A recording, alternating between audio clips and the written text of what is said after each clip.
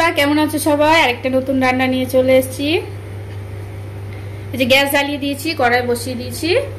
আজকে করব ডিম দিয়ে, আলু দিয়ে আর কচু দিয়ে হালকা মশলা বাটা দিয়ে তরকারি। দেখো আলু সেদ্ধ করে রেখেছি, কচু সেদ্ধ করে রেখেছি আর ডিমটাকে আমরা একটু এভাবে কাটা দিয়ে এভাবে একটু ফুটো করে দেবো, তাহলে কি হয় গায়ের মধ্যে ছিটে না। কড়াই গরম হয়ে গেছে, তেল দিয়ে দিচ্ছি। প্রথমে ডিম ভাজবো।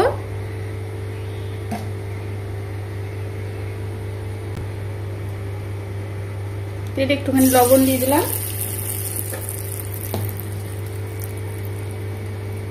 একটুখানি হলুদ দিয়ে দিলাম। ডিমগুলোকে ছেড়ে দেবো, লাল করে ভেজে তুলে নেব। এদিকে মশলা করে নেব। এই যে আদা, লঙ্কা, রসুন আর এই যে জিরে মিক্সির মধ্যে দিয়ে বা শিলনোড়ায় বেটে নেব। বন্ধুরা আমাদের ডিম ভাজা হয়ে গেছে, এবার তুলে নেব।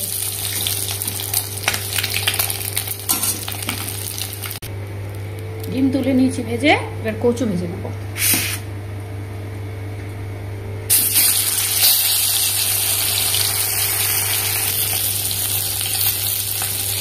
কচুতে একটুখানি যে হলুদ,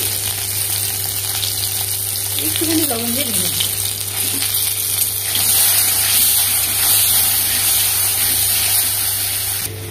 বন্ধুরা যে মশলা বেটে নেব। এই যে আমাদের মশলা হয়ে গেছে, আমাদের কচু ভাজা হয়ে গেছে, তুলে নেব।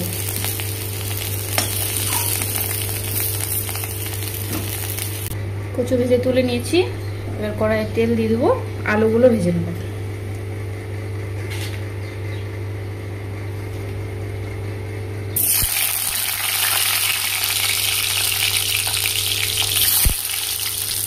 আলু দিয়ে দিয়েছি,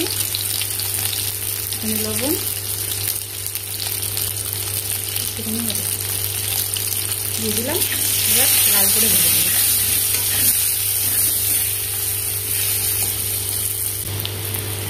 আমাদের আলু ভাজা হয়ে গেছে, তুলে নেব।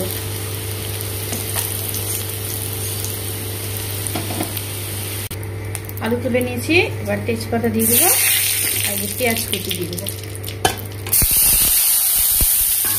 একটু লাল করে ভাজবো, তারপরে মশলা দেবো।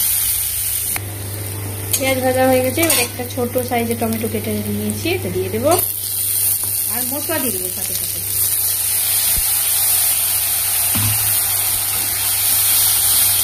ভালো করে এটাকে কষিয়ে নেব। হলুদ দিয়ে দেবো,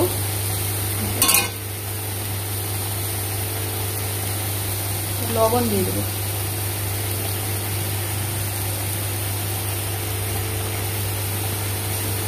মশলাটাকে কষিয়ে নেব। মশলা কষা হয়ে গেছে, আলুগুলো দিয়ে দেবো। আলু দিয়ে কষে নেব, তারপরে জল দেবো। জল দিয়ে কচু সেদ্ধ যেটা করে ভেজে রেখেছিলাম সেটা আর ডিমটা দেবো। কারণ এখন যদি কচু দিয়ে দিই তবে গলে ঘেটে যাবে একদম, ওই জন্য দিব না। একেবারে ডিম আর কচু দিয়ে ঝোল ফুটিয়ে নামাবো। কি সুন্দর কষা হয়ে গেছে বন্ধুরা, দেখো। এবার আমি জল দিয়ে দেবো।